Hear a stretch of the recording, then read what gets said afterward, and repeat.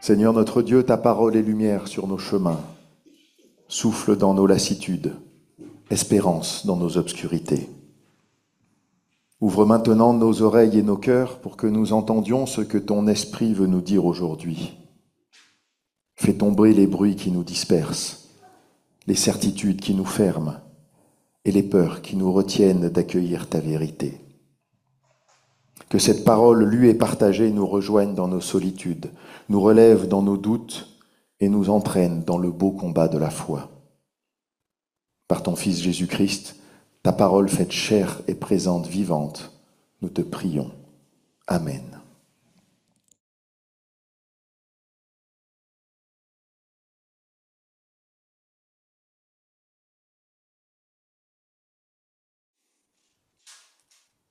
Pour certains qui étaient persuadés d'être des justes et qui méprisaient les autres, il dit encore cette parabole.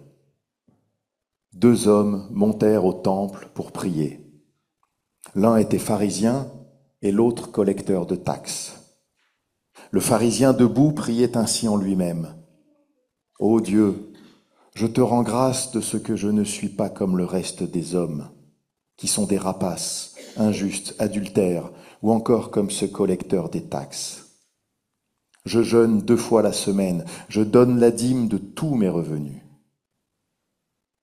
Le collecteur des taxes, lui, se tenait à distance. Il n'osait même pas lever les yeux au ciel, mais il se frappait la poitrine et disait « Ô Dieu, prends en pitié le pécheur que je suis. »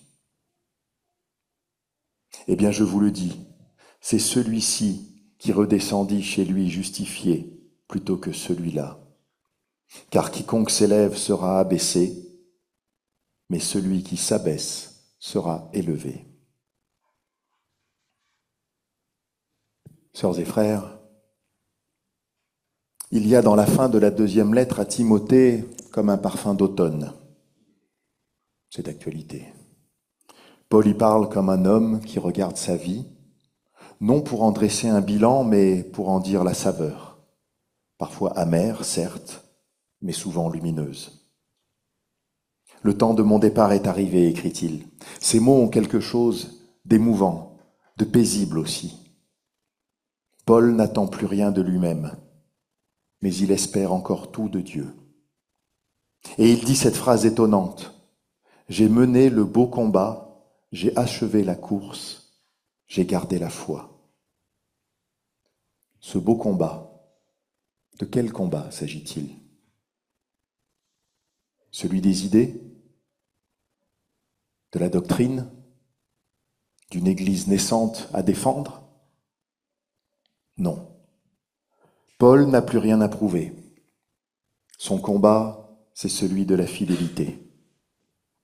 Ce n'est pas le combat pour imposer la foi aux autres, mais celui de continuer à la vivre, malgré les incertitudes, malgré l'usure du temps, malgré la solitude. C'est un combat intérieur, spirituel, qui ne se voit pas toujours de l'extérieur. Le combat pour rester fidèle à l'Évangile quand tout semble vaciller. Et déjà, cette simple phrase nous interroge. Si nous avions à parler de notre propre foi, oserions-nous dire que nous la gardons ? Gardons, entre guillemets. Car que gardons-nous au juste ? Une habitude ? Une conviction ? Une espérance ? Est-ce nous qui gardons la foi ou la foi qui nous garde ? Paul ne parle pas ici d'un triomphe, mais d'une persévérance. Il ne dit pas « j'ai gagné », il dit « j'ai gardé la foi ». Comme s'il reconnaissait que ce qu'il a pu vivre de plus grand, il l'a toujours reçu. La foi chez lui n'est pas un exploit personnel, c'est une grâce tenace. Et cette foi, il a dû la défendre, non pas comme les autres, contre les autres, mais contre lui-même, contre le découragement, la lassitude, la peur. Il écrit « Lors de ma première défense, personne ne m'a assisté, tous m'ont abandonné. » Ça nous rappelle quelqu'un. « C'est le Seigneur qui m'a assisté et qui m'a rendu puissant. » Il y a là une confession d'une grande simplicité. Même quand les liens humains se défont, le lien avec Dieu reste vivant. Même quand les compagnons s'éloignent, une présence demeure. Et si c'était cela, le vrai combat de la foi? Apprendre à faire confiance, même quand la vie nous fait douter. Croire, non pas contre l'évidence, mais à travers l'évidence du manque. Il ne s'agit pas de tenir par orgueil, mais de rester ouvert à Dieu, de lui laisser une place, même minuscule, dans nos journées. Paul, dans sa prison, se découvre libre d'une autre manière, libéré de la peur du jugement des autres, libéré de l'idée qu'il faudrait toujours prouver sa foi. Il ne reste plus que la relation, la foi nue, sans décor, sans mise en scène. Lui, le Christ, et cette confiance qui ne dépend plus de rien d'autre. Et c'est là que l'évangile de Luc rejoint la lettre de Paul. 2 hommes montent au temple pour prier. Le premier, un pharisien, pris debout, sûr de lui, reconnaissant pour sa droiture. Le second, un collecteur d'impôts, se tient à distance, incapable même de lever les yeux. 2 prières, 2 manières de croire. Et Jésus conclut, c'est celui-ci, le collecteur des taxes, vous l'avez compris, qui redescendit chez lui justifié plutôt que celui-là.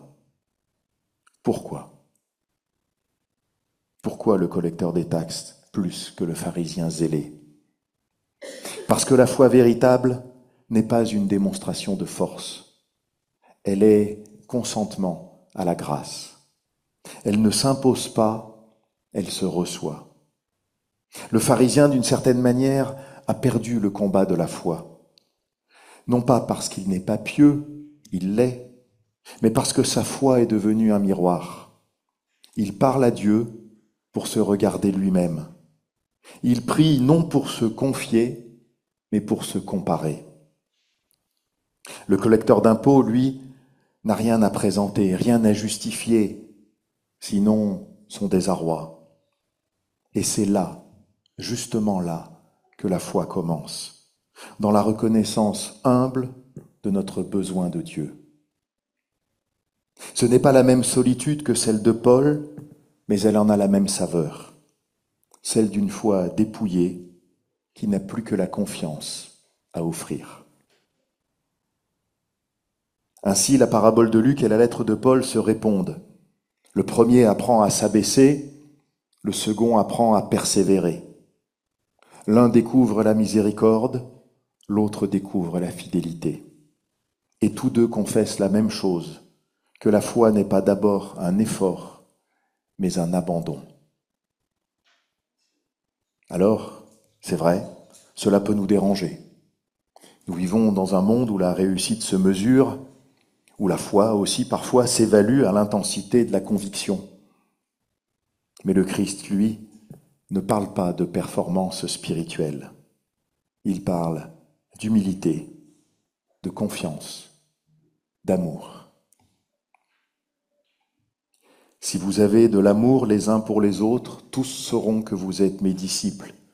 Lisons-nous dans l'Évangile selon Jean, au chapitre 13, le verset 35. Voilà le signe. Il ne s'agit pas d'une certitude, mais d'une relation. La foi n'est pas l'assurance d'avoir raison, mais la volonté d'aimer. Alors la question se pose à nous, notre combat pour la foi est-il encore un combat pour aimer? Ou bien est-il parfois devenu une manière d'avoir raison, de nous rassurer, de protéger nos cadres? Le beau combat, dit Paul, n'est pas celui de l'affirmation, c'est celui de la fidélité, fidélité silencieuse, celui qui ne cherche pas à dominer, mais à servir, celui qui ne s'appuie pas sur nos forces, mais sur la grâce qui nous porte. Il y a un mot grec dans le texte original qui mérite d'être entendu. agon. Agon qui est employé pour le combat. Il est aussi la racine de notre mot agonie. Le combat de la foi pour Paul, c'est cela, une tension vitale, une lutte où quelque chose de nous meurt, notre orgueil, nos illusions, pour que quelque chose de neuf puisse naître. Et peut-être que la foi ne se garde pas tant qu'elle se reçoit à nouveau chaque jour. Elle n'est pas une possession, mais un mouvement. Elle n'est pas un acquis, mais un chemin. On pourrait alors relire toute la vie chrétienne comme une tension entre ces deux prières, celle du pharisien, entre guillemets, merci Seigneur, je suis en règle, et celle du publicain, Seigneur, prends pitié de moi. L'une ferme, l'autre ouvre. L'une rassure, l'autre transforme. Et sans doute passons-nous tour à tour par l'une et par l'autre. Nous avons tous nos moments de pharisiens et nos moments de publicains, nos jours de certitude et nos jours de doute. Mais peut-être que la foi mûrit justement dans cet aller-retour, quand la certitude laisse place à l'humilité et que l'humilité devient confiance. Ainsi, le combat de la foi n'est pas celui de la victoire, mais celui de la transformation. Dieu ne nous demande pas de triompher, il nous demande de rester disponible à son œuvre. Et dans ce combat-là, il n'y a ni vaincu ni vainqueur. Il n'y a que des cœurs en route, des hommes et des femmes qui, comme Paul, comme le collecteur d'impôts, essayent de dire chacune et chacun à leur manière, « Seigneur, sois mon secours. Seigneur, sois ma force. Seigneur, garde-moi dans ta lumière. » Alors oui, la foi est un combat, mais un combat d'amour. C'est un combat pour rester ouvert, pour ne pas nous endurcir, pour ne pas mépriser ceux qui doutent, ni désespérer de ceux qui croient autrement. Et si ce combat est beau, c'est parce qu'il nous rend plus humains. Il nous apprend la compassion, la patience, la confiance. Il nous apprend que Dieu ne se trouve pas dans la perfection, mais dans la relation, dans ce lien qui demeure même quand tout le reste s'effrite. Paul termine sa lettre par ces mots, « Le Seigneur me délivrera de toute œuvre mauvaise et me sauvera pour son royaume céleste. À lui la gloire, à tout jamais. » C'est une prière plus qu'une conclusion, un souffle plus qu'un point final. Car le combat de la foi ne se clôt pas avec la mort. Il s'ouvre sur la vie de Dieu. Et peut-être est-ce là le dernier mot de cette méditation. La foi n'est pas une assurance, mais une confiance. Elle n'est pas un abri, mais une marche. Elle n'est pas un drapeau, mais une lumière fragile. Celle qu'on passe de main en main, de génération en génération, et qui éclaire juste assez pour faire un pas de plus. Alors, sœurs et frères, gardons la foi même vacillante. Gardons-la comme on garde une flamme par grand vent, non pour la montrer, mais pour qu'elle continue d'éclairer. Et si un jour, nous pouvons à notre tour dire comme Paul, « J'ai mené le beau combat », que ce soit non pour parler de nos forces, mais pour rendre grâce à celui qui nous a gardés dans la sienne. Amen.